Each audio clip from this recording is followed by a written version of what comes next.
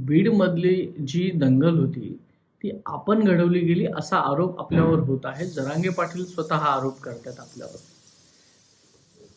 बालिश म्हणतात ना, बालिश असा हा आरोप आहे.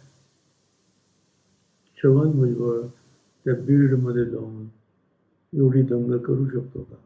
तर त्याला एक काम काय, कारण काय आहे? पण पकडले गेलेले पिस्तूलधारी ही सगळी त्या जरांगेचीच माणसं आहे. त्याच्या 24 तास त्याच्याबरोबर राहणारी माणसं आहे. आणि माझा संबंध काय तिकडे त्या बीडमध्ये? गेली कित्येक वर्षात मला असं वाटतं त्या बीडमध्ये मी गेलो नसेल. आणि मी कशाला बरं, मी माझ्याच लोकांची घरं जाळणार? एवढा मनुष्य नाही मी.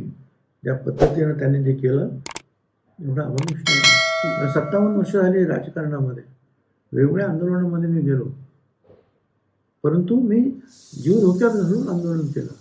मी कुणाला एक दगड नाही मारला. माझा कुठलाही रिपोर्ट माझ्या अभ्यासपर्यंत नाही. आणि ते जरा त्यांच्याबरोबरच्या माणसाचं काढा, कसे पिस्तूल सापडत आहेत, हत्यारं सापडत आहेत, त्यांच्यावरच्या केसेस किती आहेत, त्याच्यामध्ये वाळू माफी आहेत कितीतरी, वेगवेगळ्या प्रकारचे 2 नंबरचे धंदे करणारे लोक त्याच्यामध्ये आहेत. हे सगळं आता पुढे येत आहे.